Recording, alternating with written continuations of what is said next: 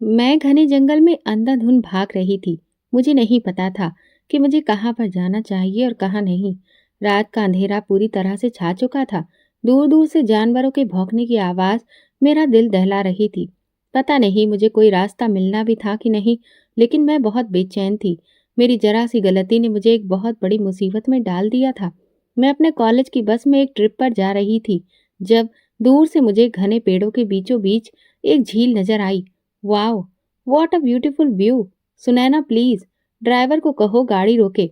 मैं बड़ी बेताबी से खिड़की से वो खूबसूरत नजारा देखकर सुनैना से बोली। वो कहने लगी, पागल हो गई हो क्या? घने जंगल में तुम्हें कौन सा व्यू नजर आ रहा है? जानती हो सड़क कितनी सुनसान है। मैंने कहा तुम हमेशा डरपोक ही रहना। फिर मैं खुद ही बस ड्राइवर से बोली, अंकल प्लीज यहाँ पर थोड़ी देर के लिए बस रोक दीजिए। हमारी टीचर्स कहने लगे, क्या हुआ है राशि? मैंने कहा सर प्लीज यहाँ गाड़ी रुकवा दें। मुझे शुरू से ही जंगल देखने का बड़ा शौक है। हम कुछ देर यहाँ पर स्टे करेंगे और फिर वापस आ जाएंगे। मेरे प्रोफेसर ने कहा कि नहीं, ये बहुत घना जंगल है और मुझे नहीं लगता कि यहाँ पर लड़कियों को रुकना चाहिए। मैंने कहा सर प्लीज, थोड़ा सा एडवेंचर हो जाएगा। हम सिर्फ सेल्फी लेंगे, तस्वीर निकालेंगे और वापस आ जाएंगे। सर कहने लगे, अच्छा ठीक है, मैं सिर्फ 10 मिनट इंतजार करूंगा। ये कहकर उन्होंने बस रुकवा दी। मैंने सुनैना का हाथ पकड़ा और बस से नीचे उतर गई। मैंने कहा चलो, आओ ना, अंदर आओ। वो कहने लगी, तुम पागल हो गई हो क्या? मुझे तो वैसे भी जंगल से डर लगता है। मैंने कहा, अरे पागल, एडवेंचर अगर जिंदगी में ना हो तो जीने का फायदा ही नहीं है। वो कहने लगी, तुम करो अपना एडवेंचर और देखो ज्यादा दूर नहीं जाना। मैंने कहा, यार मैंने यहाँ पर एक झील सी देखी थी और वो बहुत खूबसूरत थी, बस वहां तक चलते हैं। वो कहने लगी, वो काफी पीछे गुजर गई है, देखो मैं तुम्हारे साथ नहीं जाऊंगी। मैंने कहा बस 5 मिनट। काफी घना जंगल था। सब लड़कियां करीब करीब ही खड़ी तस्वीरें खींच रही थीं। जब मैंने दूर देखा तो वो मुझे काफी दूरी पर एक झील नजर आई। मैंने कहा सुनैना चलो ना, देखो कितना खूबसूरत नजारा है। नीली नीली झील में झरना भी गिर रहा है। वो कहने लगी, मैं नहीं जा रही। मैंने कहा अच्छा ठीक है, तुम यहीं मरो, मैं जा रही हूँ। और देखो बस रुकवा कर रखना जब तक मैं वापस नहीं आ जाती। सुनैना कहने लगी, हाँ हम सब तो तुम्हारे नौकर है ना। मैं तकरीबन भागते हुए झील की तरफ गई थी। वो बहुत ही खूबसूरत लग रही थी। मैंने वहीं खड़े होकर सेल्फी ली। प्यास भी लग रही थी। फिर जैसे ही मैं पानी पीने लगी तो अचानक से मुझे वहां पर अंधाधुंध फायरिंग की आवाजें सुनाई दी और बहुत से लोगों के भागने की आवाजें भी। मेरा तो रंग उड़ने लगा। इस जंगल में फायरिंग कौन कर रहा था? मैं भागी दौड़ी मेन रोड की तरफ जाने लगी जहां पर मेरी बस खड़ी थी। लेकिन पता नहीं मुझे दूर दूर तक कहीं भी लड़कियां दिखाई नहीं दे रही थी। पता नहीं सब की सब कहाँ चली गई थी। शायद फायरिंग की आवाज सुनकर बस में बैठ चुकी थी। मैं एकदम से बौखला कर रह गई। मुझे समझ नहीं आ रहा था कि मैं किस रास्ते से आई थी। चारों तरफ बड़े बड़े पेड़ ही पेड़ थे। कुछ फायरिंग की आवाज की वजह से भी मैं डर गई थी। फिर मुझे बस के स्टार्ट होने और चलने की आवाज आई तो मेरी जान ही निकल गई। मैं उस आवाज का पीछा करते हुए भागने लगी, लेकिन कुछ देर के बाद वो आवाज गायब हो चुकी थी। मैं भाग रही थी, लेकिन ये पता नहीं था कि कहाँ भाग रही हूँ। हेल्प, हेल्प भी चिल्ला नहीं सकती थी कि कहीं फायरिंग करने वाले मुझ तक ना पहुंच जाएं। फिर मुझे बहुत से घोड़ों के भागने की आवाजें आने लगी। मेरा दिल तो किसी ने मुट्ठी में लेकर जकड़ लिया था। मैं एक पेड़ के पीछे छुप गई। उस वक्त दिन का वक्त था। जंगल में रोशनी भी थी। मैं बहुत ज्यादा डर गई थी। मेरी आंखों से आंसू बह रहे थे कि पता नहीं मैं अब किस मुसीबत में फंस गई हूँ। काश मैं बस ना रुक पाती और यहाँ पर अकेले ना आती। सब लड़कियां जा चुकी थीं। फायरिंग की आवाज सुनकर शायद सब भाग चुकी थी। मेरा किसी ने इंतजार नहीं किया था। और अब इस घने जंगल में मुझे ये तक पता नहीं था कि मेन रोड कहाँ पर है।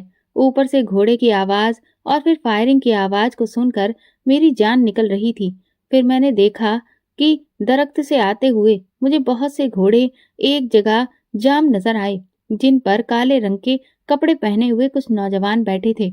उन्होंने अपने चेहरे को एक कपड़े से ढक रखा था। ये देखकर मेरी जान निकली थी। उन्होंने अपनी कमर पर पिस्टल भी टांग रखी थी।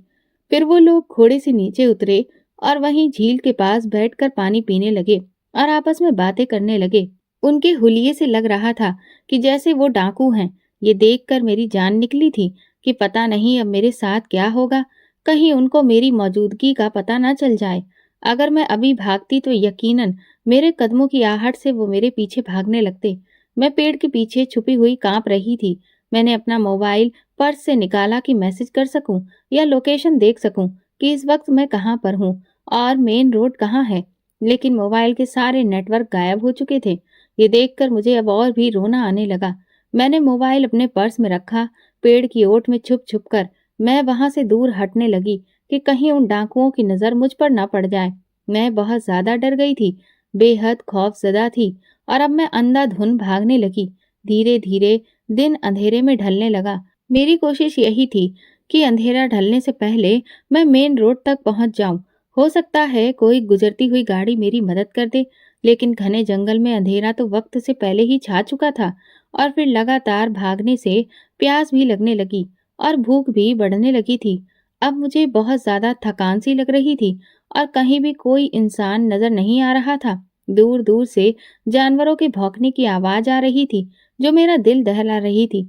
मैं लगातार डर की वजह से आंसू बहा रही थी। मेरा बैग भी बस में रह गया था, जिसमें खाने पीने की चीजें मौजूद थीं।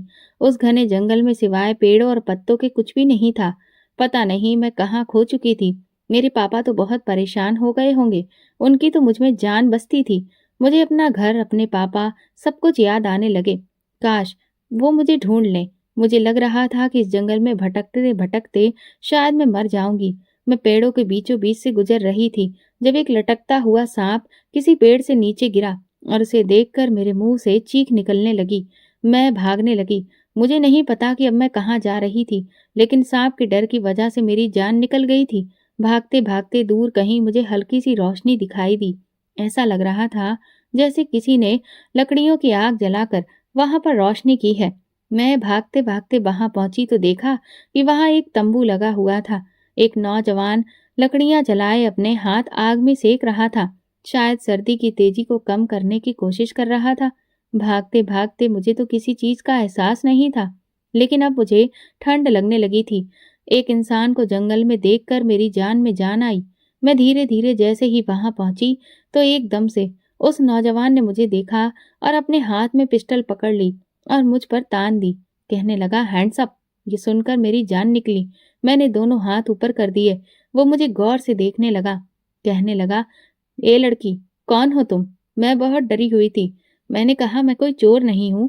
मेरे पास कोई भी पिस्टल नहीं है। मैं जंगल में खो गई हूँ। प्लीज मेरी मदद कर दो। मैं रोते हुए कह रही थी। वो अपनी जगह से उठा, मेरे पास आया, फिर सर से लेकर पैर तक मुझे देखने लगा। कहने लगा, अपना पर्स मुझे इधर दो। मैंने पर्स उसके हवाले कर दिया। अभी तक उसने बंदूक मेरी तरफ ही तान रखी थी। मैं हाथ नीचे करने लगी तो कहने लगा, ज्यादा चालाकी मत करो, चलो हाथ ऊपर करो। मैंने दोबारा से हाथ ऊपर कर लिया। उसने मेरा पर्स खोला और देखने लगा। उसमें सिर्फ मोबाइल था या फिर मेकअप का कुछ सामान था। उसने पर्स मेरे हवाले कर दिया, लेकिन मेरा मोबाइल निकाल कर जेब में रख लिया। कहने लगा, तुम जंगल में कैसे भटक गई? मैंने रोते हुए उसे सारी कहानी सुना दी थी, जो अभी तक मेरे साथ हुआ था। वो कहने लगा, भटक तो मैं भी गया हूँ। मैं यहाँ अपने दोस्तों के साथ शिकार पर आया था। वो दोनों पता नहीं कहाँ मर गए और मैं यहाँ अकेला रह गया। पूरे 2 दिन हो गए हैं। मुझे मेन सड़क का रास्ता ही नहीं मिल रहा, ना तो यहाँ मोबाइल चल रहा है। समझ ही नहीं आ रहा कि वापस कैसे जाऊंगा। वो नौजवान भी शायद मेरी तरह रास्ता भटक गया था। कहने लगा, मैं तुम्हारी बस इतनी मदद कर सकता हूँ कि आज रात तुम मेरे खेमे में सो जाओ। मैं बाहर सो जाऊंगा, लेकिन देखो, सुबह तुम जा सकती हो। मैंने कहा, मैं कहाँ जाऊंगी? आप प्लीज मुझे मेन रोड तक छोड़ दें, फिर मैं कोई ना कोई रास्ता निकाल लूंगी। वो कहने लगा, अगर मेन रोड का रास्ता मुझे पता होता तो मैं तुम्हें यहाँ नजर आता। मुझे खुद नहीं पता कि वो कहाँ पर जाना है, कहाँ नहीं। लेकिन देखो, मैं एक लड़का हूँ। मैं कहीं भी रात गुजार सकता हूँ, कुछ भी कर सकता हूँ। लेकिन एक लड़की के साथ मैं ज्यादा दिन नहीं गुजार सकता और ना ही उसे सपोर्ट कर सकता हूँ। सीधी साफ बात है। मैंने कहा, ठीक है, आप मुझे आज रात ही रहने दें। मैं आपकी एहसानमंद रहूंगी। वो कहने लगा कि जाओ, अंदर जाकर आराम कर सकती हो तुम। मैं खेमे में चली गई। अब मुझे बहुत जोर से भूख लगने लगी। मैं फिर से बाहर आई। उसने मुझे देखा और बोला, क्या है, अब बाहर क्यों आई हो? अंदर जाओ और जीप बंद कर लो, पूरा खेमा बंद कर लो, बाहर मत आओ। मैंने कहा, मुझे भूख लगी है। मेरी बात सुनकर वो हैरान होकर बोला, तो मैं क्या करूं? मैं भी तो पूरे दिन से भूखा बैठा हूँ। पूरा दिन मैंने पत्ते खाकर गुजारा किया है, ये पड़े हुए हैं, अगर खाना हो तो खा लो। एक तरफ उसने पत्तों की तरफ इशारा किया। साथ में पानी की बोतल थी। मैंने पानी की बोतल उठाई और खूब सारा पानी पी लिया और अंदर जाकर लेट गई। शायद मैं बहुत ज्यादा थकी हुई थी, इसलिए लेटते ही मुझे नींद आ गई। लेकिन सुबह सुबह ही चिड़ियों की चहचहाहट से मेरी आंख खुली तो खेमे को देखकर पिछली सारी बातें याद आने लगी कि मैं कैसे जंगल में फंस गई थी। मैं खेमे से बाहर आई तो वो नौजवान एक पत्थर पर सर रखकर सो रहा था। आग बुझ गई थी। मैं बाहर आई। भूख से मेरा बुरा हाल था, ठंड भी लग रही थी। मैं तो अपना सब कुछ बस में भूल गई थी। मैंने देखा वो अपनी जैकेट एक तरफ रखकर सो रहा था। शायद उसने स्वेटर भी पहन रखा था, इसलिए उसे जैकेट की जरूरत नहीं थी। मैंने वो जैकेट उठाई और पहन ली, लेकिन जैसे ही उसने कदमों की आहट सुनी तो फौरन से उठ गया। जैसे ही उठा, उसने तुरंत पिस्टल पकड़ के इधर उधर देखना शुरू किया। जब मेरी तरफ देखा तो कहने लगा, तुम हो? तुम बाहर क्यों आई? मैंने कहा, मुझे भूख लग रही है। तो कहने लगा, अच्छा देखता हूँ, कोई शिकार करता हूँ। अब खाने का इंतजाम तो करना है ना, भूख तो मुझे भी लग रही है।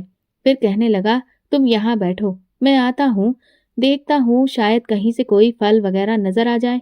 वो मुझे वहीं बिठाकर जा चुका था। मैं वहां पर उसके सामान का जायजा लेने लगी। एक सफारी बैग था। मैंने वो खोल कर देखा तो उसमें उसके कपड़े थे, साथ में तेज धार वाले चाकू भी थे, शायद जानवरों को चीड़-फाड़ करने के लिए। बहरहाल मैंने उसका बैग बंद करके वहीं रख दिया। मैं भी देख रही थी कि कहीं से कोई पानी का इंतजाम हो तो अपना हाथ मुंह धो लूं। एक बड़ा सा पानी का कैन पड़ा था। मैंने उसमें से पानी लिया और हाथ मुंह धोने लगी, लेकिन फिर मुझे लगा जैसे कदमों की आहट मेरी तरफ आ रही है। ऐसा लगा जैसे कोई मेरे पीछे खड़ा हो। मुझे लगा ये वही होगा, लेकिन जैसे ही मैंने पलट के देखा तो मेरी जान निकल गई। वो डाकू थे, जिनको मैंने उस झील के पास देख चुकी थी। उन्हें देखकर तो मेरी जान निकल गई। एक तरफ उनके घोड़े खड़े थे। वो बोले, लड़की खड़ी हो जाओ। बेहद सख्त लहजा था उनका। मैं तो सांस लेना भूल गई। मैं चुपचाप खड़ी हो गई। वो सब जगह का जायजा लेने लगे। बोले, कौन हो और तुम्हारे साथ में कौन है? उन्हें देखकर तो मैं जवाब देना भूल गई। मैंने नीचे से मिट्टी पड़ी हुई उठाई और उस आदमी की आंखों में डालते हुए खड़ी हो गई। वो अपनी आंखें मसलने लगा और मैंने भागना शुरू कर दिया, लेकिन मैं ज्यादा देर तक भाग नहीं पाई। दूसरे आदमियों ने मुझे पकड़ लिया। मैं चिल्लाने लगी, बचाओ बचाओ। वो बोली, यहाँ तुम्हें बचाने के लिए कोई नहीं आएगा। जो आएगा वो हमारे हाथों मारा जाएगा। अब तुम बताओ कि तुम कौन हो और इस जंगल में कैसे पहुंची? मैंने कहा कि मैं कॉलेज की बस से नीचे उतरी थी, फिर मैं रास्ता भटक गई, प्लीज मुझे छोड़ दीजिए। वो कहने लगे, कॉलेज की बस से निकलकर रास्ता भटकने पर यहाँ खेमा लगा लिया? किसे बेवकूफ बना रही हो? बताओ तुम्हारे साथ कौन है? इससे पहले कि मैं कोई भी जवाब देती, मैंने पीछे देखा तो वही नौजवान था। उसने हाथ में कुछ फल पकड़े हुए थे। मुझे उसने डाकुओं की गिरफ्त में देखा तो चुप रहने का इशारा किया। मैंने कहा, कोई नहीं है मेरे साथ। मेरा जवाब सुनकर उस आदमी ने अपने माथे पर बल डाले। इतने में उस नौजवान ने अपनी जेब से पिस्तौल निकाली और डाकू के पीछे रख दी। फिर कहने लगा, अपना हथियार फेंक दो वरना मैं गोली चला दूंगा। जैसे ही सबने उसकी आवाज सुनी, सब के सब पलट गए और मैं धीरे से खिसक गई और उस नौजवान के पास पहुंची और पीछे छुप गई। सब के सब डाकू से देख रहे थे। वो कहने लगा, ये लड़के इस लड़की को हमारे हवाले कर दे, हम तुम्हें कुछ भी नहीं कहेंगे। वो बोला, ये लड़की मेरी बीवी है, समझ आया? मैं ऐसे कैसे इसे तुम्हारे हवाले कर दूं? तभी एक डाकू अचानक से अपनी पिस्तौल निकालने लगा तो उस नौजवान ने उसके हाथ पर गोली चला दी। कहने लगा, क्या समझ रखा था कि तुम छुपकर वार करोगे और मैं देखूंगा नहीं? फिर उस नौजवान ने सब डाकुओं के पैरों पर गोली चला दी। उनके पैर जख्मी हो गए थे। वो अपने घोड़े पर सवार होकर जा चुके थे। वो कहने लगा, हमें यहाँ से जाना होगा, ये सब कुछ उठाना होगा। ये लोग कभी भी यहाँ फिर से आ सकते हैं। अब मेरे पिस्टल में गोलियां बिल्कुल नहीं थी। मैंने सब खत्म कर दी। उसने जल्दी से अपना खेमा पैक किया। अब वो बिल्कुल छोटा सा था। उसे बैग में रख लिया। वो कहने लगा, ये तुम पकड़ लो, और बाकी सामान उसने पकड़ लिया। मेरा हाथ पकड़ के जंगल में न जाने कहां कहां मुझे लेकर जा रहा था। उस वक्त वो मेरे लिए किसी मसीहा से कम नहीं था। फिर उसने एक ऐसी जगह पर खेमा लगाया, इसकी कुछ ही दूरी पर झील थी, लेकिन वो खेमा कहीं छुपा हुआ था। वो कहने लगा, फिलहाल ये जगह मुझे सेफ लग रही है। कब से मैं ये झील ढूंढने की कोशिश कर रहा था, लेकिन मिल नहीं रही थी। हो सकता है मेरे कमबख्त दोस्त भी मुझे नजर आ जाएं। वो बोला, तुम जाओ, खेमे में जाकर बैठो, मैं नहाना चाहता हूँ। मैं अंदर चली गई। कुछ देर बाद जब वो आया तो गीले बालों पर हाथ फेर रहा था। फिर मेरी तरफ देखकर बोला, मेरे पास एक पैंट शर्ट मौजूद है, तुम चाहो तो पहन सकती हो। मेरे कपड़े काफी गंदे हो चुके थे। फिर उसने मुझे एक पैंट शर्ट निकाल कर दी। कहने लगा, ये बेल्ट भी रख लो, इससे तुम कुछ एडजस्ट कर लेना। मैं कपड़े बदल कर बाहर आ गई तो मुझे देखकर मुस्कुराहट दबा रहा था। मैंने पहली बार ऐसी कोई शर्ट पैंट पहनी थी। वो पैंट काफी ढीली थी। बेल्ट के साथ मैं बड़ी मुश्किल से एडजस्ट किया था। मैंने कहा, अब हंस क्यों रहे हो? तो बोला, ऐसे अच्छी लग रही हो। फिर बोला, पिछले 24 घंटे से तुम मेरे साथ हो, लेकिन मुझे तुम्हारा नाम तक नहीं पता। मैंने कहा, मेरा नाम जैस्मीन है।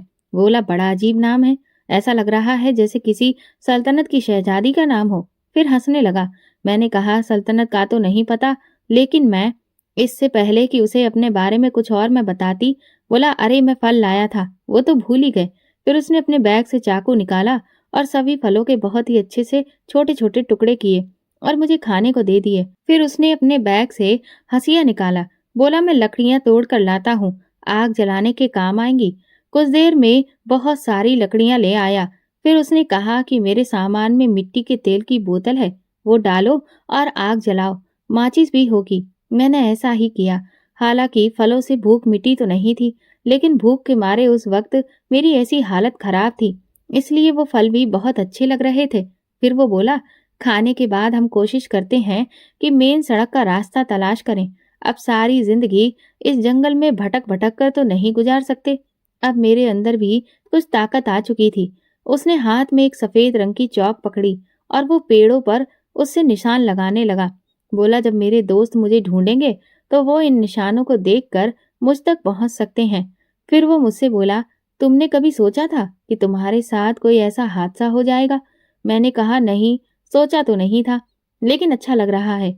ये बात सुनकर वो मुझे हैरत से देखकर बोला, यहाँ जंगल में रहना तुम्हें अच्छा लग रहा है? अगर कोई सांप बिच्छू काट लेता तो इस वक्त मर चुकी होती, या फिर कोई खतरनाक जानवर तुम्हें अपना निवाला बना चुका होता और तुम इस वक्त उसके पेट में होती। अगर तुम बच जाती तो डाकुओं के हाथ लग जाती। फिर वो तुम्हारे साथ क्या करते ये तुम अच्छे से समझती होगी। फिर भी तुम ये कह रही हो कि तुम्हें यहाँ अच्छा लग रहा है। मैंने कहा, मुझे तुम्हारे साथ जंगल में ही एडवेंचर करना अच्छा लग रहा है। मेरी बात सुनकर उसने मुझे घूर कर देखा। फिर बोला, मुझ पर लाइन मारने की जरूरत नहीं है, मैं इतना भी अच्छा नहीं हूँ। जानती हो, मेरे सामान में शराब की बोतल भी है। मैं एक अय्याज किस्म का लड़का हूँ। वो तो तुम शरीफ लड़की हो, इसलिए शराफत दिखा रहा हूँ। उसकी बात सुनकर पहली बार मुझे उससे कुछ डर सा महसूस हुआ। मेरे चेहरे की उड़ी रंगत देखकर वो हंसने लगा। बोला, अब आ रहा है मजा तुम्हें मेरे साथ एडवेंचर करने का? ये कहते हुए भी वो जोर जोर से हंसने लगा। मैंने कहा, तुम झूठ बोल रहे हो ना? तो बोला, बिल्कुल भी नहीं, सच कह रहा हूँ। फिलहाल तो मुझे रास्ता ढूंढना है, वरना तुम्हें अपने बैग में रखी शराब की बोतल भी दिखा देता। हम काफी देर तक उस जंगल में भटकते रहे थे। हम लोग शायद काफी दूर निकल आए थे। अब शाम होने लगी थी। मैंने उससे कहा, तुम्हारा नाम क्या है? तो कहने लगा, मेरा नाम अमर है। मैंने कहा, अमर, मुझे वापस जाना है, ठंड भी लग रही है और मैं थक गई हूँ। फिर वापस जाकर खाने का भी इंतजाम करना है। जैसे ही हम वापस पलटे, बारिश शुरू हो गई।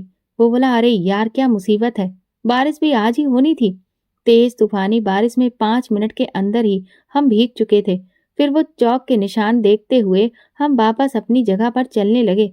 इतनी तेज बारिश थी कि सारे निशान मिट गए, इसीलिए वो मेरा हाथ पकड़े बहुत तेजी से चल रहा था, तकरीबन भाग रहा था। 1 घंटे बाद मैं थकने लगी। मैंने कहा, मैं नहीं भाग पाऊंगी, मैं बहुत थक गई हूँ। तो बोला, चुप रहो, अगर ये आगे के सारे निशान मिट गए तो बहुत मुश्किल हो जाएगा। 2 घंटे वो मुझे अपने साथ लिए भागता रहा। तब जाकर कहीं हम खेमे की जगह पर पहुंचे, लेकिन वहां बहुत पानी भर चुका था। उसने अपना गीला स्वेटर उतार कर एक तरफ रख दिया। खेमे में भी पानी आ चुका था। बोला, अरे यार, ये तो बहुत बड़ी मुसीबत हो गई, अब क्या करूं? मैं सर्दी से कांप रही थी, मेरे कपड़े भीग चुके थे। उसने लकड़ियां जलाने की कोशिश की, लेकिन बारिश अभी भी हो रही थी, इसलिए लकड़ियां नहीं जल रही थी। मेरी ये हालत थी कि सर्दी मुझसे बर्दाश्त नहीं हो रही थी। जब कुछ भी नहीं हो पाया तो उसने बैग से एक शराब की बोतल निकाली। ये देखकर मेरी तो जान निकलने लगी। उसने बोतल खोली, 3-4 घूंट पी लिए, फिर मेरी तरफ आकर शराब की बोतल मुझे पकड़ाई और बोला, 2-4 घूंट पी लो। मैंने कहा, तुम्हारा दिमाग तो ठीक है, मैं ऐसी लड़की नहीं हूँ। बोला, अगर जिंदा रहना है तो ये पी लो, इसको पीने से तुम्हें सर्दी नहीं लगेगी, वरना मुझे कोई ऐतराज नहीं है। इस सर्दी में अगर तुम्हें मरने का शौक है तो शौक से मर सकती हो। उसने कंधे उचकाए, 2 घूंट पिए और पेड़ की छांव में, जहां नीचे पानी नहीं था, वहां बैठ गया। फिलहाल वही एक ऐसी जगह थी जो कुछ ऊंची थी, बाकी सब जगह ढलान थी। मुझे बोला, यहाँ आ जाओ, वरना वाकई मर जाओगी।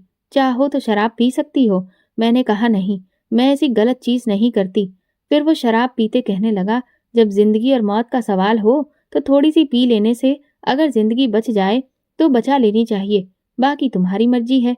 ये कहकर उसने टोपी अपने मुंह पर रखकर पेड़ की टेक लगाकर आंखें बंद कर ली। मैं दोनों हाथ बांधे सर्दी से कांप रही थी। बारिश अब रुक चुकी थी, लेकिन पानी बहुत जमा था।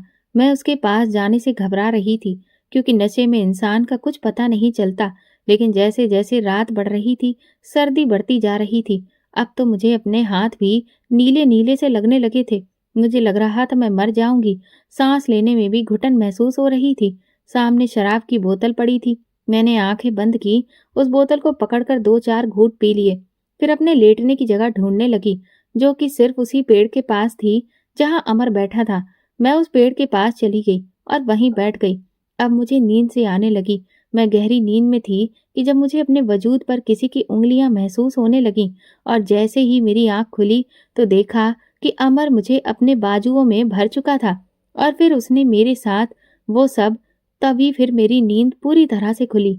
मैंने देखा कि मैं तो सपना देख रही थी कि अमर मेरे साथ ऐसी वैसी हरकत कर रहा था, जबकि असल में जब मैंने ध्यान दिया तो मेरी जान निकल गई, क्योंकि वो सांप मेरे शरीर पर लिपट चुका था। मैं बहुत धीरे धीरे अमर को पुकार रही थी, लेकिन वो नशे में गहरी नींद सो रहा था।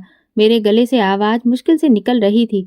मैं बार बार उसे बुला रही थी, लेकिन वो चुप था। मैं मुश्किल से अपने पैर धीरे से अमर के करीब करी।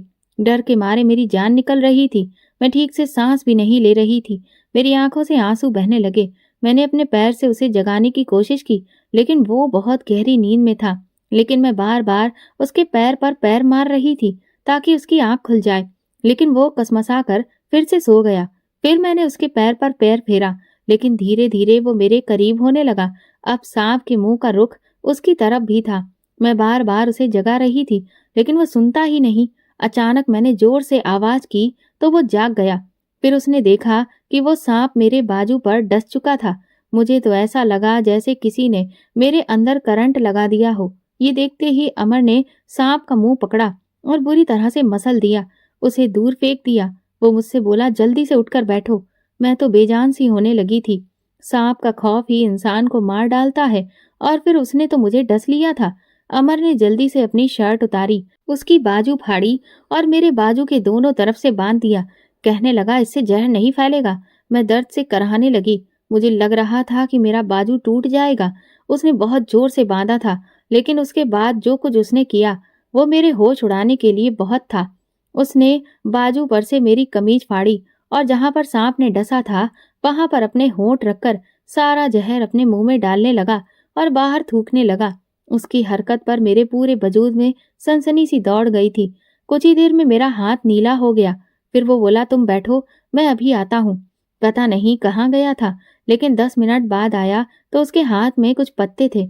वो उसने मेरे बाजू पर रख दिए और फिर अपनी शर्ट का एक टुकड़ा और फाड़ा और मेरे हाथ पर बांध दिया।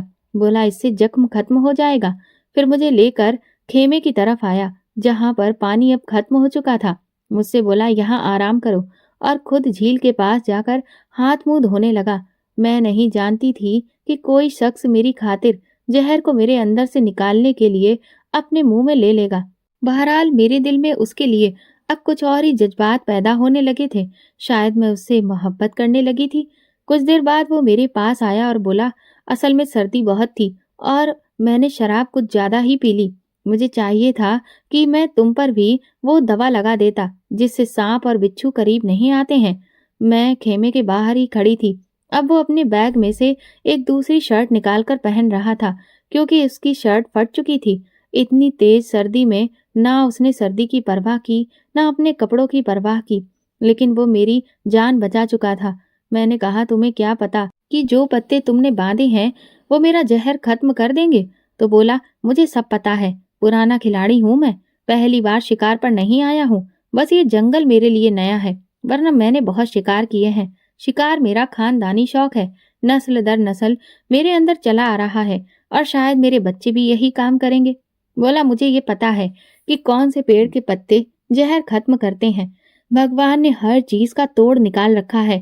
फिर मुझसे बोला, जाओ, खेमा सूख गया है, तुम जाकर सो सकती हो। मैं अंदर चली गई, लेकिन मुझे डर लग रहा था कि कहीं मेरे शरीर में जहर ना फैल जाए। हालांकि अभी मेरा हाथ पूरी तरह से बंधा हुआ था। धीरे धीरे मुझे नींद आने लगी। मैं सो चुकी थी। सुबह जब मेरी आंख खुली तो मुझे अमर के साथ दो और लोगों की आवाज सुनाई दी। मैं जैसे ही खेमे से बाहर आई तो दो नौजवान वहां अमर के साथ बैठे थे। अमर उन्हें बुरा भला कह रहा था। कहाँ मर गए थे तुम लोग, मुझे अकेला छोड़कर? पता भी है ना कि मैं इस जंगल में पहली बार शिकार के लिए आया हूँ।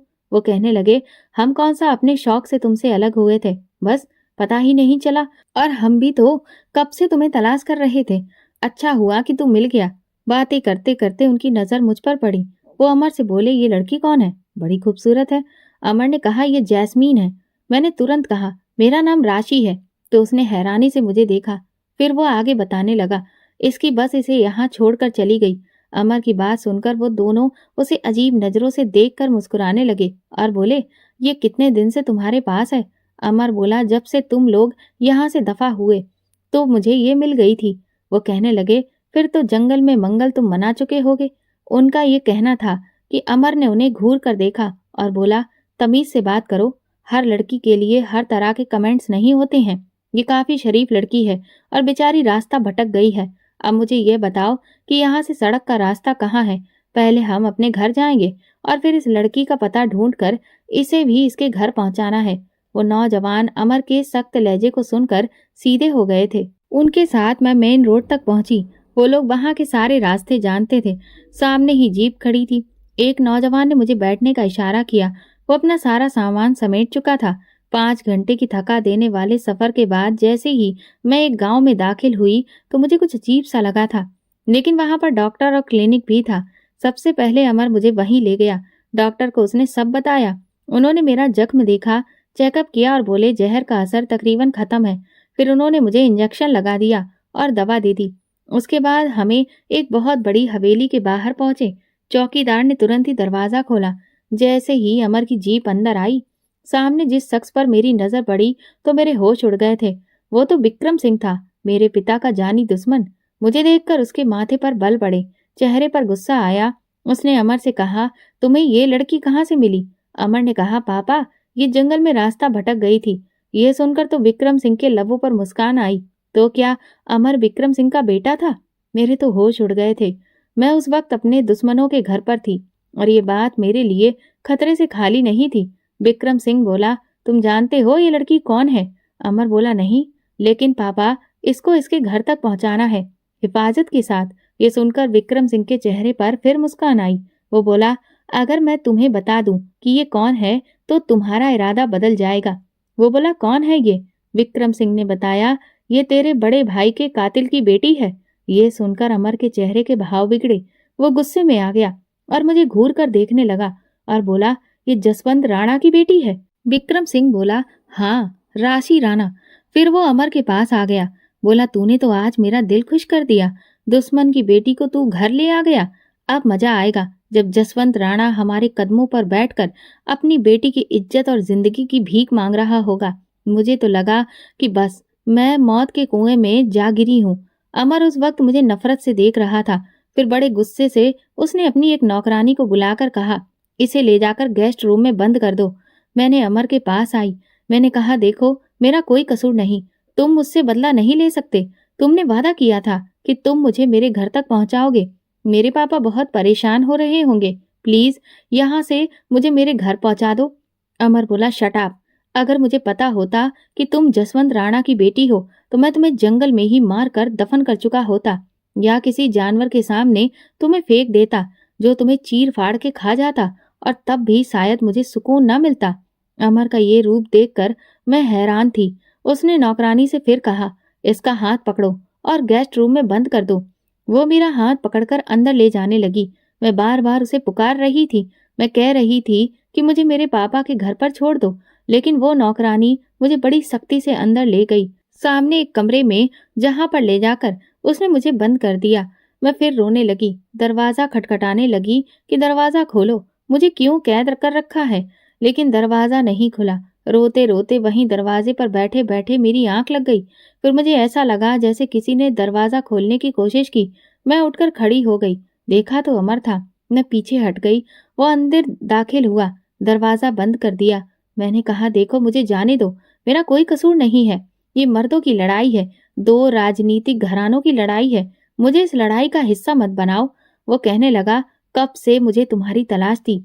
पापा अगर मुझे ऑस्ट्रेलिया ना भेजते तो मैं तुम्हें यकीनन इस वक्त मार कर फेंक देता। इत्तेफाक है कि मैं वापस आया और जंगल में ही तुमसे मेरी मुलाकात हो गई। लेकिन अफसोस कि मुझे पता नहीं था कि तुम मेरे दुश्मन की बेटी हो।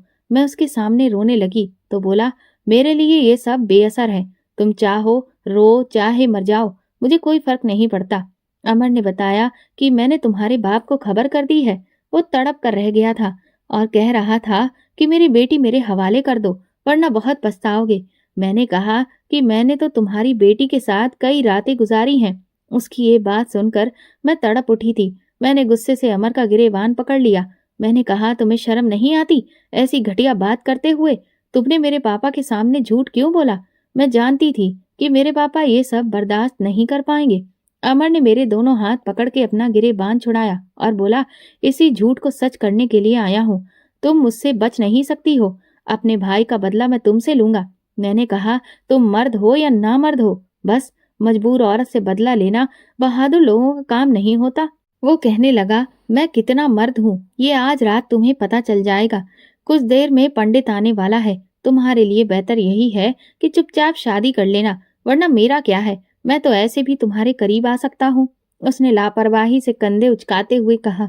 मुझे यकीन नहीं हो रहा था कि ये वही शख्स है जिसने मेरी मदद की थी। मुझे तो लग रहा था कि वो ये नहीं है। मैंने कहा, अपनी कैद में रखकर तुम जबरदस्ती शादी कर भी लोगे तो याद रखना मैं भाग जाऊंगी। मेरी बात सुनकर वो मेरे पास आया और बाजू पकड़ के मुझे अपने करीब करके मेरी आंखों में गुस्से से देखने लगा और बोला, मेरी बुलबुल, तुम्हारे पर काटना ये अमर सिंह अच्छी तरह से जानता है। एक कदम भी इस हवेली से तुम बाहर नहीं निकाल सकती हो। मैं तुम्हें इस काबिल छोड़ूंगा ही नहीं। तुम्हें अभी उस आग का अंदाजा ही नहीं है जो मेरी सीने में लगी हुई है। इस वक्त मैं तुमसे बहुत तमीज से बात कर रहा हूँ। अभी तक तुमने मेरे गुस्से को देखा ही कहाँ है जाने मन। जरा भी भागने की कोशिश तो करो, फिर मैं तुम्हें बताऊंगा कि मैं क्या कर सकता हूँ। मेरे हाथ उसने बहुत जोर से पकड़े थे। मैंने कहा, मेरा बाजू छोड़ो अमर, दर्द हो रहा है, पीछे हटो। मैंने उसे खुद को छुड़ाने की कोशिश की तो बोला, दर्द का मजा भी दिखाऊंगा। टेंशन क्यों ले रही हो? तुम्हारी जिंदगी में अब दर्द ही दर्द रह जाएगा। मेरी नौकरानी तुम्हें अभी शादी का जोड़ा देकर जाएगी। चुपचाप पहन लेना। और रह गई तुम्हारे भूखे रहने की, तो मुझे फर्क नहीं पड़ता। मैं कभी भी तुम्हारी मिन्नतें नहीं करूंगा। भूखी रहो या खाओ, तुम्हारी मर्जी है। ये कहकर उसने मेरा बाजू छोड़ा और फिर कमरे से बाहर चला गया। कुछ ही देर में नौकरानी एक खूबसूरत सा लहंगा मेरे कमरे में छोड़ गई। बार बार मुझे अपने पापा का ख्याल आ रहा था। सालों पहले मेरे पापा के गांव में रहने वाले लोगों की और मेरे पापा की दुश्मनी विक्रम सिंह के साथ जारी थी। जब से मैंने होश संभाला था यही सुना था कि ये हमारे सबसे बड़े दुश्मन हैं और उनके दिल में नफरत के ही जज्बात बैठे थे। जमीन के विवाद पर एक झगड़े में विक्रम सिंह का बड़ा बेटा मर गया था, लेकिन लोग तो तब हमारी तरफ के भी मारे गए थे। इसीलिए सुनने में यही आया था कि छोटे बेटे को उसने विदेश भिजवा दिया है। पंचायत में यही फैसला किया था कि बराबर के लोग मारे गए हैं, इसीलिए इस झगड़े को खत्म करके समझौता किया जाए। उस वक्त तो बात खत्म हो चुकी थी, लेकिन अंदर ही अंदर दुश्मनी बढ़ रही थी। जब भी विक्रम सिंह का दाव लगता तो वो कोई न कोई नुकसान पहुंचाता था, और जब मेरे पिता को मौका मिलता तो वो भी पीछे नहीं हटते थे। दोनों को एक दूसरे की शकल से भी नफरत थी, और अब मेरे पिता को शिकस्त देने के लिए मैं मिल गई थी। पता नहीं ये सियासत की लड़ाई में औरत ही क्यों हत्थे चढ़ जाती है। मैं जानती थी कि अगली पिछली सारी कसर विक्रम सिंह और उसका बेटा मुझ पर जुल्म करके पूरी करेंगे। रोते हुए मैंने वो लहंगा पहन लिया था, क्योंकि मैं जानती थी कि वो मुझे छोड़ेगा नहीं। इसलिए आंसू बहाते हुए मैंने लहंगा पहना। लेकिन मेकअप नहीं किया, शादी भी चुपचाप कर ली, कोई तमाशा खड़ा नहीं किया। यहाँ तक तो सब ठीक था, लेकिन जैसे ही अमर मेरे कमरे में आया तो वो आधा नशे में था। उसने दरवाजा बंद किया, बेड पर आकर लेट गया। मैं बेड से खड़ी हो गई। 24 घंटे से ज्यादा गुजर चुके थे और मैंने कुछ भी नहीं खाया था और उस आदमी को मेरी जरा भी परवाह नहीं थी। वो घूर कर मुझे देख रहा था। मैंने उससे कहा कि मुझे भूख लगी है। मेरी बात सुनकर वो मुस्कुराने लगा। बोला, नौकरानी आई थी ना तुम्हारे पास खाना लेकर? क्या कहा था तुमने कि भूखी मर जाऊंगी लेकिन खाना नहीं खाऊंगी? हमारे घर का एक निवाला भी तुम्हारे लिए बेकार है और पानी का एक घूंट भी। वो मेरी ही बातों को दोहरा रहा था। बोला, अब क्या हुआ? अभी तो 2 दिन भी नहीं गुजरे और तुम पर हमारे घर का दाना पानी अब बेहतर हो गया। जो खाना है कल खाना। मैंने कहा, मुझे बहुत तेज भूख लगी है, प्लीज मुझे कुछ भी दे दो। वो उठकर बैठ गया। बोला, कुछ भी? फिर उसने फोन करके नौकरानी से खाना लाने को कहा। कुछ देर में नौकरानी दरवाजे पर दस्तक दी और वो खाने की ट्रे टेबल पर रखकर चली गई। मैं जानती थी कि अमर मेरी तरफ ही देख रहा था, लेकिन मैं खाना खाती रही और बहुत धीरे धीरे खाती रही ताकि वो सो जाए। शराब तो उसने वैसे भी पी रखी थी। मैं चाहती थी कि उसे नींद आ जाए और मेरी जान बच जाए। एक ऐसे शख्स की दरिंदगी का निशाना बनना एक औरत के लिए बहुत ज्यादा मुश्किल होता है, जिसे वो अपने दिल में बसा चुकी हो और उससे मोहब्बत करती हो। मैं उससे प्यार करती थी और इसीलिए उससे नफरत नहीं करना चाहती थी। लेकिन जो कुछ भी वो आज रात मेरे साथ करने के बारे में सोच रहा था, यकीनन मुझे उससे नफरत हो जाती। काफी देर वो मुझे खाना खाते देखता रहा। अब उसे नींद आने लगी थी। नशे का असर उस पर होने लगा। वो कहने लगा, तुम क्या कर रही हो? जल्दी खाओ। मैंने कहा, प्लीज खाना तो खाने दो, बहुत भूख लग रही है। मैं धीरे धीरे निवाला ले रही थी और आराम से खा रही थी। वो बेड पर लेट चुका था। उसकी आंखें बंद होने लगी। मैंने सुकून की सांस ली। खाना खाने के बाद मैंने बर्तन धीरे से एक तरफ रख दिए और धीरे से तकिया उठाया और सोफे पर जाकर लेट गई, क्योंकि वो गहरी नींद में सो चुका था। मैं उसके चेहरे की तरफ देख रही थी। वो बुरा इंसान नहीं था, लेकिन बदले की आग में बुरा बनना चाहता था। पता नहीं क्यों कभी कभी हमें जिस इंसान से मोहब्बत हो जाती है, हम उसका कोई भी बुरा रूप नहीं देखना चाहते। मैं भी नहीं देखना चाहती थी। मेरी आंखों में आंसू आ गए। पता नहीं ये दुश्मनी कब खत्म होगी। शायद एक मर्द के लिए एक औरत से नफरत करना आसान हो जाता होगा जिससे उसने मोहब्बत की, लेकिन औरत के लिए शायद मुश्किल होता है। रात को पता नहीं कब मुझे नींद आई। सुबह जब मेरी आंख खुली तो अमर बेड पर लेटे मुझे ही देख रहा था। जैसे ही मेरा उसकी नजरों से सामना हुआ तो फौरन से नजर चुरा गया और अपनी आंखें बंद कर ली। फिर बोला, तुमने मुझसे बचने के लिए रात को खाना खाने का बहाना बनाया था कि मैं सो जाऊं। फिर उसने बैठकर क्राउन से टेक लगा ली। बोला, चलो, एक रात तो तुमने ये बहाना बना लिया, अगली रात क्या करोगी और अभी क्या करोगी? मैं सोफे से उठकर उसके पास बेड पर बैठ गई। ये देखकर वो कुछ हैरान हुआ। मैंने कहा, अमर, हमने बस कुछ ही दिन एक दूसरे के साथ गुजारे हैं, लेकिन बहुत अच्छे गुजारे हैं। मैं तुम्हारे अंदर एक बहुत अच्छे इंसान को देखा है। तुम अगर बुरे होते तो जंगल में मुझे कभी भी ना छोड़ते, लेकिन तुमने मुझे डाकू से बचाया, सांप के जहर से बचाया। तुम बुरे इंसान नहीं हो और मैं नहीं चाहती कि तुम बुरे बन जाओ। इस लड़ाई से हमें क्या मिलेगा? वो कहने लगा, सुकून मिलेगा। मैंने कहा, तो फिर जान से मार कर मुझे अपना बदला पूरा कर लो। मेरे खून से अपने हाथ रंग के तुम्हें जो सुकून मिल जाएगा। मेरी बात सुनकर वो कहने लगा, बरसों से ये आग लगी है, इतनी आसानी से नहीं बुझ सकती। मैंने आंखें बंद करके कहा कि मैं तुमसे मोहब्बत करने लगी हूँ और अब तुमसे नफरत नहीं करना चाहती। मैं उसके सामने बेबसी से रोने लगी। वो मुझे रोता हुआ देखकर बोला, लेकिन मैंने तुमसे मोहब्बत नहीं की। देखो, अगर तुम मेरे कहने के हिसाब से चलोगी तो मैं तुम्हें कुछ नहीं कहूंगा। तुम मुझसे क्या चाहते हो? मैंने उससे पूछा तो बोला, कुछ दिन के बाद तुम्हारे बाप और मेरे बाप के बीच में वोटिंग का सिलसिला जारी होगा। उस वक्त तुम्हें हमारे साथ खड़े होना पड़ेगा। तुम अपने घर वालों के खिलाफ आवाज उठाओगी, हमारे हक में नारे लगाओगी और ये कहना होगा कि तुम यहाँ खुश हो, तुम्हें कोई भी तकलीफ नहीं है। वो मुझसे मेरे ही पिता के खिलाफ खड़ा करना चाहता था। मैंने कहा, मैं ये नहीं कर सकती। उसने तुरंत ही मुझे बाजू से खींचा और अपने करीब लिया और बोला, नहीं करोगी तो फिर मैं वो सब कुछ करूंगा जिससे तुम्हें नफरत हो जाए। मैंने कहा, अपने बापों की लड़ाई में हम एक दूसरे से क्यों लड़ रहे हैं? तो कहने लगा, ये मेरे सवाल का जवाब नहीं है। तुम अपने बाप के खिलाफ मेरी तरफ से खड़ी होगी या नहीं? अगर तुम मुझसे मोहब्बत करती हो तो मेरा साथ देना चाहिए। बताओ क्या करोगी? उसने मुझे एक अजीब से इम्तिहान में डाल दिया था। मैं अपने पिता के खिलाफ खड़ी नहीं हो सकती थी।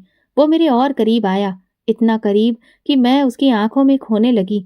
वो मेरी तरफ देखकर कहने लगा, बताओ मेरी खातिर क्या कर सकती हो? मैंने आंखें बंद कर ली तो बोला, नजरें चुराने वालों से मुझे सख्त नफरत है। मेरी आंखों में देखकर जवाब दो। मैंने आंख खोली। मैंने कहा, ठीक है, मैं तुम्हारे साथ खड़ी होंगी। कहने लगा, अच्छा। ये कहकर उसने मुझे छोड़ दिया, लेकिन मैं उससे दूर होना नहीं चाहती थी। पता नहीं क्यों 3-4 दिन बाद जब दोनों पार्टी के दावेदार इकट्ठे हुए तो मैं अमर के साथ बैठी थी। मेरे पापा मुझे देखकर तड़प गए। दिल तो मेरा भी एक बार धड़का था और तड़पा था, क्योंकि मेरे पापा की आंखें लाल थीं। मेरी याद में वो बहुत रोए थे। मेरा दिल चाहा कि मैं अपने पिता के सीने से जाकर लग जाऊं, लेकिन मेरे हाथ में अमर का हाथ था। उसने मुझे मजबूती से पकड़ रखा था। वो जैसा चाहता था मैंने वैसा ही कर दिया और मेरे पिता ने भी हथियार डाल दिए। वो कहने लगे, मैं इलेक्शन लड़ना ही नहीं चाहता, मैं सबके सामने अपनी हार का ऐलान करता हूँ। ये कहकर वो वहां से उठकर चले गए। बाजी इस बार विक्रम सिंह ने जीत ली। अमर भी बहुत खुश था, लेकिन मैं हवेली में आते ही कमरे में जाकर रोने लगी।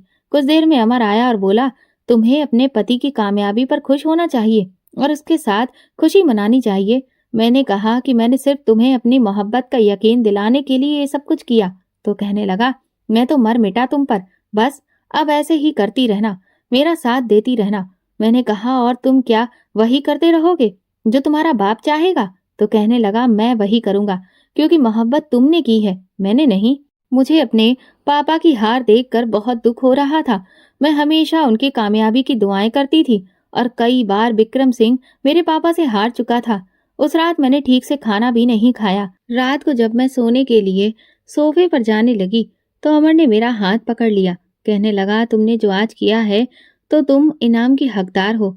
मैंने कहा, तो तुम मुझे क्या इनाम दे सकते हो? बोला, मोहब्बत। ये कहकर उसने मेरे हाथों को अपने लबों पर लगाया और मुझे खुश होते हुए उसने एक चैन पहनाई और फिर रात भर उसने अपनी मोहब्बत मुझ पर बरसाई। फिर कई बार ऐसा हुआ कि मैं अपने पिता के खिलाफ आवाज उठाई। मेरे पिता ने सारा झगड़ा खत्म कर दिया था और जमीन का जितना हिस्सा उन लोगों को चाहिए था वो भी दे दिया था। वो कहने लगे, ये सब कुछ मेरी बेटी के लिए था, और जब अब वो दुश्मनों के साथ ही हो गई है तो अभी इस सब का मैं क्या करूंगा? जब भी मैं अपने पिता को हराती तो तड़प उठती थी, लेकिन अमर खुश था। फिर एक बार जो कुछ भी हुआ उसके बारे में मैं सोच भी नहीं सकती थी। रात के 2 बज गए थे, लेकिन अमर कमरे में नहीं आया। मैं कमरे से बाहर गई तो उसके बाप के कमरे से बहस करने की आवाजें आ रही थी। मैं कमरे के पास जाकर खड़ी हो गई। उसका बाप कहने लगा कि उस लड़की का काम अब खत्म हो चुका है, तो उसका काम अपने हाथों से खत्म करोगे या फिर मैं कर दूं? वो कहने लगा, पापा, उसने अभी तक वही किया जो आप चाहते थे। विक्रम सिंह ने कहा, हाँ ठीक है, किया है, क्योंकि इन सब चीजों पर हमारा हक है। उसके बाप ने नाजायज कब्जा कर रखा था। वो कहने लगा, एक औरत के जरिए ये सब कुछ हासिल करना मुझे अपनी मर्दानगी पर बहुत बड़ा दाग लगता है, लेकिन आपके लिए मैंने ये सब किया। वो कहने लगे, तुम शायद भूल रहे हो कि तुम्हारा भाई मर गया है और उसका बदला अभी बाकी है। मैं उस लड़की के खून से अपने हाथ रंगे हुए देखना चाहता हूँ। अमर बोला, ऐसा नहीं हो सकता, वो मेरी पत्नी है और अब इस घर की इज्जत है। विक्रम सिंह बोला, तुम्हें क्या लगता है मैंने इसलिए तुम्हारी शादी इस लड़की से कराई थी कि उसे अपने घर की बहू बनाकर रखूंगा? बिल्कुल भी नहीं। मुझे सिर्फ बदला लेना था और तुम बिना शादी के उस लड़की के साथ कुछ भी करना नहीं चाहते थे, इसीलिए तुम्हारी वो बात मानी थी। अमर ने कहा, वो मुझसे मोहब्बत करती है, मेरे प्यार में उसने अपने पिता को हरा दिया। पापा, मैंने उसके आंसू देखे हैं। जितनी मोहब्बत मैं आपसे करता हूँ इतनी ही मोहब्बत वो भी अपने बाप से करती है। अपने बाप को मेरी खातिर हराने के बाद वो खाना भी ठीक से नहीं खाती, सोती रहती है। अगर आपको लगता है कि उसने ये सब कुछ मेरे ख्वाब के कारण किया है तो आप गलत सोच रहे हैं। उसने यह सब कुछ सिर्फ मेरी मोहब्बत के लिए किया है। विक्रम सिंह कहने लगा, ओ शट अप, मैं तुम्हें सिर्फ 24 घंटे का वक्त दे रहा हूँ। या तो तुम उस लड़की को अपने हाथ से गला दबाकर मार डालो या फिर मैं उसे मरवा दूंगा। आखिरी चोट मैं जसवंत राणा को यही देना चाहता हूँ कि उसकी बेटी की लाश उस तक पहुंच जाए। बताओ अमर, क्या चाहते हो तुम? अब मुझे अमर के जवाब का इंतजार था। कुछ देर बाद वो चुप रहा और फिर कहने लगा, जो आप चाहते हैं मैं कर दूंगा। ये सुनकर मेरा दिल तो छन्न से टूटा था। मैं आंसू बहाकर कमरे में वापस आई और बेड पर लेट गई। कमरे की लाइट्स वैसे भी बंद थीं। वो कमरे में दाखिल हुआ, दरवाजा बंद किया, बेड पर आकर लेट गया। वो गहरी गहरी सांस ले रहा था। फिर मेरे करीब आया, मुझे अपने साथ लगाकर गले लगा लिया। कहने लगा, मेरी खातिर और क्या कर सकती हो? मैंने कहा, तुम क्या चाहते हो? तो कहने लगा, मैं चाहता हूँ कि तुम्हारा गला दबाकर तुम्हें मार डालूं। मेरी खातिर मर सकती हो क्या? मैंने कहा, दबा दो, राशि तुम्हें मर के भी दिखा देगी और मैं भी देखना चाहती हूँ कि तुम अपने हाथों से मुझे कैसे मार सकते हो। मैं उठकर बैठ गई। वो भी उठकर बैठ चुका था। मैंने उसके हाथ पकड़े और अपने गले पर रख दिए। मैंने कहा, दबाओ मेरा गला, मार डालो मुझे। तुम्हारे भाई का बदला अभी बाकी है, ले लो बदला। लेकिन उसने मेरा गला नहीं दबाया। मैं रोने लगी। मैंने कहा, ये दुश्मनी कभी भी खत्म नहीं हो सकती क्योंकि तुम्हारे पापा चाहते ही नहीं है। वो कहने लगा, तुमने सिर्फ मेरे बाप का रूप देखा है, अपने बाप का रूप देखोगी तो वहां भी यही रूप नजर आएगा। अगर वो हार रहे हैं तो सिर्फ इसलिए कि तुम यहाँ पर हो। जिस दिन तुम्हें आजादी मिली उस दिन गोलियां चलेंगी और उन गोलियों में बड़े ही बेकसूर लोग मारे जाएंगे। मैंने कहा, मेरे पापा ऐसा नहीं है। वो कहने लगा, मुझे भी यही लगता था कि मेरा बाप ऐसा नहीं है। मैं अपने बाप का एक रूप अभी देख कर आ रहा हूँ। तुम्हें देखना है तो ठीक है, चलो आओ, तुम्हें तुम्हारे बाप के पास छोड़ आता हूँ। तुम अपने बाप का रूप भी देख लेना। जैसे ही तुम मुझे छोड़कर उनके पास जाओगी, उनके वफादार मुझे गोलियों से भून देंगे। इन नफरतों के बीच हम लोग नहीं रह सकते। राशि, ऐसा करते हैं, जंगल में चले जाते हैं, वहां जाकर रास्ता भूल जाते हैं, हमेशा वहीं रहेंगे क्योंकि जानवर इन इंसानों से ज्यादा खतरनाक नहीं है, क्योंकि उनके अंदर सियासी झगड़े नहीं होते। फिर कहने लगा, चलोगी मेरे साथ अपनी एक अलग दुनिया में, जहां मोहब्बत हो, तुम हो और मैं हूँ, कोई सियासत ना हो, कोई ऐसा बाप ना हो जो बेबस करता हो, जो बदले की आग में मुझे मुजरिम बना दे, और ना तुम्हारे बाप के बदले की भेंट पर मुझे चढ़ना पड़े, ना तुम्हें मेरे बाप की मन मर्जी माननी पड़ेगी। चलोगी मेरे साथ? उसकी आंखों में आज कुछ और था। शायद वो थक चुका था अपने बाप को खुश करते करते। मैंने कहा, हाँ चलूंगी। फिर यही हुआ। उसने अगले दिन अपने पिता से कहा कि वो मुझे जंगल में ले जाकर मार देगा और वापस आ जाएगा, लेकिन वो मुझे लेकर शहर आ चुका था। उसने मेरा पासपोर्ट बनवाया और मुझे अपने साथ लंदन ले गया। उसने अपने पिता से रिश्ता खत्म कर दिया। फिर ना कभी अपने पिता को फोन किया उसने और ना मैंने।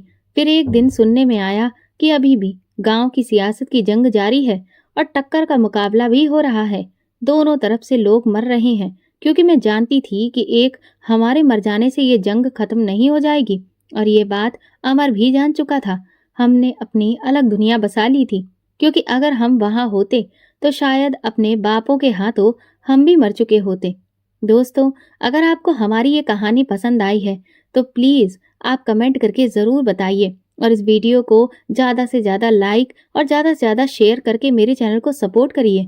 चैनल पर नए हैं तो सब्सक्राइब करिए और नोटिफिकेशन बेल को ज़रूर दबाइए ताकि अगली अपडेट सबसे पहले आपको मिले। धन्यवाद।